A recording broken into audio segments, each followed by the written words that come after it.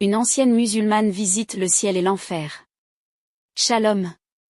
Nous sommes heureux par Jésus-Christ qui est la source de notre inspiration de vous présenter ce témoignage qui appartient à la sœur Kahaya Vermancia Surabeya qui fut musulmane. Elle a vécu cette expérience en 2014. Après sa conversion au christianisme, elle fut martyrisée à cause de l'Évangile. Pendant qu'elle était morte, le Seigneur Jésus-Christ qui est le Dieu véritable, 1 Jean 5, 20-21, a permis par sa haute souveraineté de la faire visiter le ciel et l'enfer afin de venir témoigner aux humains. Cette souveraineté de Dieu de faire visiter une personne l'enfer ou le ciel nous est montrée dans 1 Samuel 2, 6, 2 Corinthiens 12, 2-4. En effet, 1 Samuel 2, 6 dit ceci, l'Éternel fait mourir et il fait vivre. Dans 2 Corinthiens 12, 2-4, l'apôtre Paul a montré qu'il avait visité le paradis une fois de son vivant sur terre. Comme ce témoignage est centré dans la parole de Dieu, il ne manquera pas à vous transformer si vous appartenez réellement à Dieu, car Jésus a dit ceci dans Jean 8, 47, celui qui appartient à Dieu, écoute les paroles de Dieu. Je suis une ancienne musulmane. Je détestais les chrétiens et les juifs. Ma famille incitait la haine contre le peuple de Dieu. L'islam enseigne que nous devons tuer toutes les personnes d'autres religions parce qu'elles sont impures. Les musulmans soumettent quiconque commet le crime de pensée ou un crime politique aux lois de la charia. Ceux qui critiquent ouvertement l'islam sont crucifiés. L'un des moyens de les punir est de leur couper les mains. Dans l'application de la charia, on lapide les hommes et les femmes adultères. Les maris peuvent battre leurs femmes, les femmes doivent épouser seulement des hommes musulmans. Avec les musulmans, les maris peuvent divorcer et épouser plusieurs femmes, chose qui est contraire à la Bible, 1 Corinthiens 7, 2. Si la femme est violée, et qu'après le viol, elle manque 4 témoins, elle sera lapidée. La loi islamique sur la charia promet la torture et la mort, mais la Bible est un livre qui promet la vie et l'amour, Jean 20, 31, Jacques 2, 8. Il y a un contraste entre ces deux livres. L'amputation des membres est une punition islamique. En plus, selon les musulmans, ceux qui assassinent au nom d'Allah sont des héros. Il existe des lois pour suspendre et battre ceux qui enfreignent la loi islamique la plus douce. Alors que moi et ma famille étions profondément dans la religion islamique, un jour ma famille a appris qu'il y avait un groupe des chrétiens qui se réunissaient en cachette pour adorer et rendre culte à Jésus-Christ. Sans tarder, nous avons contacté les autorités qui les ont emportés brutalement. Quelques jours après cet événement qui ne s'attendait pas, une famille dans notre voisinage nous a signalé qu'un groupe des musulmans s'était converti au christianisme. Dès que cette nouvelle s'était répandue dans le quartier, les hommes islamiques sont allés à la recherche de ce groupe converti. Ils sont allés avec des couteaux, des pierres et des barres de fer. Et aussitôt qu'ils les ont trouvés, ils les ont tués. Les musulmans forment un groupe violent qui tente de gouverner en faisant la guerre. La religion islamique est beaucoup plus qu'une secte, elle forme un parti unique lié au gouvernement, et constitue également un parti civil qui cherche à provoquer des troubles en tuant les gens en Indonésie. Quelle est la différence entre les narcotrafiquants, les trafiquants de drogue, et la religion musulmane? Les deux tuent les gens à cause de leurs intérêts, Apocalypse 21, 8. Mais pour ma famille, Dieu avait déjà promis le salut en Jésus-Christ. Tout a commencé lorsque mon père a tenté de tuer un chrétien avec le couteau. Mon père avait envahi la maison de l'homme qui avait cru en Jésus-Christ. Dans cette maison, les chrétiens étaient à genoux et ils n'avaient pas le temps d'arrêter leur prière. Mon père, en entrant dans cette résidence pour tuer cet homme, du coup il vit l'ange de l'Éternel qui était debout à côté de cet homme qui priait. Mon père a eu peur et il s'est enfui car l'ange pointa son épée qui produisait les flammes dans sa direction et lui a dit, ne touchez pas le oint de Dieu. Psaume 105, 15. Mon père est devenu chrétien ce jour-là, et a raconté cette histoire à la famille. Ma famille crut en mon père parce que nous savions qu'il ne mentait pas. Malgré cet événement brusque, ma famille avait résolu de rester toujours fidèle aux lois musulmanes. Ma mère, craignant que la famille soit punie, a dit à mon père de ne pas se convertir à Jésus-Christ. Mon père lui a répondu, la parole de Dieu dit que nous ne devons pas aimer nos familles plus que Jésus. Matthieu 10, 37. Je resterai avec Jésus, et je vais en Australie pour le servir. Le témoignage de mon père a marqué notre vie.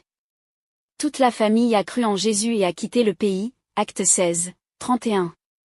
Ma famille voulait la liberté d'adorer Dieu, Jérémie 29, 7. Je n'ai pas voyagé avec eux pour le simple fait que j'étais une femme mariée. Seul moi et mon mari étions restés derrière. La conversion de mon mari n'a pas été facile. Il m'avait fouetté terriblement parce que je ne voulais plus servir Mahomet, Matthieu 24, 9, c'est jusqu'au jour où Jésus lui a apparu personnellement qu'il avait cessé de le faire. Jésus-Christ lui avait montré les marques de clous dans ses mains. Mon mari avait touché les mains de Jésus-Christ comme l'apôtre Thomas l'avait fait, Jean 20, 27. Jésus lui dit, je ne suis pas un esprit. J'étais mort, mais je suis ressuscité et je suis vivant pour toujours, 1 Corinthiens 15, 3, émoticône, n'en croyant pas ses yeux. Votre femme est sur la bonne voie, si vous croyez en moi, un jour votre corps sera glorifié et vous serez immortel si vous me suivez. Jean 3, 16, directement, il est tombé à genoux devant Jésus et lui a reçu comme Seigneur et Sauveur, Philippiens 3, 20. Puis Jésus est parti en le laissant heureux. Mon mari n'allait pas cesser d'être musulman si quelque chose de surnaturel et bouleversant se passait jamais dans sa vie. Après cette journée, mon mari et moi avions rejoint les chrétiens, nous avons commencé à prêcher l'évangile et une commission évangélique a été formée. Cette commission a commencé à gagner beaucoup d'âmes à Jésus. Un jour, nous nous sommes agenouillés pour prier. Nous étions à 9, y compris mon mari et moi. Un groupe des musulmans est arrivé à notre lieu de rencontre. Dès qu'ils sont arrivés, 3 de nos frères bien-aimés ont réussi à s'échapper.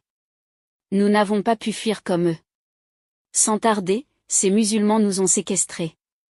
5 frères ont été attachés et nous avons été battus. Ce groupe musulman était très furieux contre nous et nous ont fait savoir que nous méritions la mort. J'ai vu des démons posséder ces hommes islamiques, j'ai été aussi parmi les personnes prises. Ils nous ont emmenés en captivité. Nous avons été suspendus à l'envers, nous avions les mains et les pieds liés. Notre évangéliste qui priait à haute voix avait sa langue coupée par ces hommes islamiques. Nous saignions tous des blessures. Ils nous ont frappé la tête à l'aide des pierres tranchantes. On mourait la tête en bas et les pieds en haut. Nous ne savons pas où nous étions amenés. Ce que je peux dire est que nous étions à l'agonie de la mort, du froid et des saignements. Ils nous ont appelés et traités des traîtres. Ma mort. Un certain moment, je suis parvenu à mourir. Mes yeux s'étaient assombris et mon esprit s'était éteint. Quand je me suis réveillé, je n'étais plus dans mon corps physique qui était pendu, Job 32, 8. Les frères chrétiens avec qui j'étais étaient morts aussi. Tout à coup, j'ai vu 6 anges radieux qui sont descendus du ciel. J'ai observé chacun de ces anges radieux transporter ses frères qui ont été tués vers le royaume céleste et éternel de gloire et de lumière. Et ils furent ramenés au paradis. Cela m'a fait très plaisir de savoir que toute leur souffrance avait une récompense, 2 Corinthiens 4, 16 à 18, Romains 8, 18. Le paradis. Un de ces anges éclatants et radieux m'a conduit au royaume des cieux où j'ai vu des beaux bâtiments en or qui ressemblent à des châteaux, Apocalypse 21, 18. Les cieux sont un endroit merveilleux. Il n'y a pas de description pour parler de l'immensité de cet endroit, 2 Corinthiens 12, 2 à 4. Les 5 frères qui avaient été martyrisés avec moi sont entrés dans leur maison céleste, j'ai vu leurs noms qui étaient écrits sur les plaques d'or devant leurs enceintes. Au ciel, ils ont été honorés comme les héros de la foi car ils sont morts à cause de l'évangile de Jésus-Christ, Apocalypse 6, 9 à 11. Tous ceux qui sont tués pour la bonne nouvelle de Jésus-Christ sont honorés comme des héros dans le royaume céleste. Ils étaient heureux de recevoir des récompenses dans les cieux pour leurs efforts. Luc 13, 24, bien qu'on est sauvé par la grâce, l'homme a la part de saisir cette grâce. C'est pourquoi Jésus lui-même a dit dans Luc 13, 24 « Efforcez-vous d'entrer par la porte étroite ». Puis l'ange et moi sommes descendus du ciel vers l'endroit sur la terre où nous étions tués. J'ai vu les musulmans prendre les corps et les enterrer. Un musulman avait pris mon corps pour l'enterrer. Il amena mon corps dans un endroit éloigné de la vue des autres. C'est lorsqu'il était sur le point de l'enterrer que l'ange qui était à côté de moi lui apparut et lui dit, « Tu ne peux pas enterrer ce corps. Elle ne mourra pas, mais tu vas l'amener dans une maison et les gens qui s'y trouvent prendront soin de ses blessures. » Ce musulman était paralysé car il avait du mal à croire à ce qu'il voyait. Il ne pouvait pas accepter qu'il fût en train de voir un ange. Avec beaucoup de la peur de voir l'ange, il n'a pas enterré mon corps. Puis l'ange m'a amené dans une autre famille chrétienne. J'ai vu des gens qui avaient peur de perdre leur famille renier Jésus à cause des menaces, Matthieu 16, 25, Ils ne voulaient pas mourir à cause de leur famille et à cause de leurs biens matériels, Matthieu 10, 37 à 38. Ces chrétiens ont été forcés de servir Mahomet. Puis l'ange m'a amené dans un autre endroit où les musulmans étaient en guerre avec les militaires. Et beaucoup de ces musulmans ont été tués dans la guerre. Et leurs âmes sont descendues en enfer, Jacques 3, 17. J'ai vu quand la terre s'est ouverte spirituellement et a avalé leurs âmes à l'intérieur. L'enfer. Moi et l'ange, nous sommes descendus à travers le trou qui s'était ouvert au niveau du sol par laquelle les âmes des musulmans descendaient. Puis nous avons atteint la bouche de l'enfer où il y avait une porte et une serrure. Bien-aimés, il est à noter que l'enfer ou le séjour des morts a la forme humaine car c'est le lieu où est puni pour le moment l'homme seulement, Luc 16, 19 à 31, les temps de feu c'est là où Satan, les démons, et les hommes vivant dans le péché iront, Apocalypse 20, 14. Dès que l'ange se pointa devant le portail de l'enfer, je vis cette porte de l'enfer s'ouvrir. Ensuite, nous sommes entrés. Nous avons tardé dans la bouche de l'enfer. Beaucoup d'âmes condamnées en enfer ont été transpercées et mâchées par la bouche de l'enfer. Ensuite, une force les poussa vers le bas. L'ange et moi sommes allés dans la gorge de l'enfer et nous avons atteint l'ésophage. Le tourment dans l'ésophage de l'enfer est terrible. Les âmes à cet endroit sont écrasées. C'était épouvantable. Après avoir observé cette horreur, nous sommes allés dans le ventre de l'enfer. Dans cette partie de l'enfer, le feu est mélangé avec de l'acide. Les âmes de cette région avaient leur corps fondu. Les laves de feu détruisent la chair des gens en enfer. Ça met en mauvais état les âmes qui sont tombées à cet endroit. Je sentis la grande température de cet endroit. La chaleur était insupportable, c'est ce qui faisait que tout ce qui était dans ce territoire puisse se fondre. Le niveau de soufre qui est concentré dans cette région fait que la chaleur soit beaucoup plus chaude, Apocalypse 21, 8. J'ai transpiré sans arrêt et ma peau a commencé à sécher. J'ai eu une grande déshydratation qui m'a fait vieillir. Puis, nous sommes entrés dans les entrailles de l'enfer. À cet endroit se trouvent les pires personnes au monde qui ont commis les péchés les plus cruels. Par exemple, les gens qui ont amputé les membres de leurs voisins. Dans les entrailles de l'enfer, il y a beaucoup de la boue sombre pourrie et remplie d'excréments, d'urine et d'animaux pourris. Cet endroit a été le plus sale et le plus puant en enfer. Les bactéries de l'enfer ont dévoré les corps des âmes perdues. Des vers de 10, 20 et 50 cm se sont nourris des âmes qui ont échoué dans cet endroit. Ces vers mordaient les âmes condamnées en enfer et suçaient toute leur substance jusqu'à ce qu'elles soient fanées comme un fruit de la passion, Job 24, 20. J'ai vu un endroit en enfer qui broie de la viande à cause de sa pesanteur élevée. Les âmes ont été battues et écrasées. Rien n'est mort à cet endroit. La mort ne peut plus tuer car toutes ces âmes sont déjà mortes physiquement. Mais les douleurs mortelles restent pour toujours à cet endroit, Apocalypse 14, 11. La mort est sur la terre récoltant ceux qui sont en vie. L'enfer est un lieu des morts. Il n'y a pas de vie là-bas. La mort ne peut pas tuer ces âmes perdues car ceux qui vivent en enfer ont déjà perdu la vie. Puis l'ange et moi sommes allés au foie de l'enfer.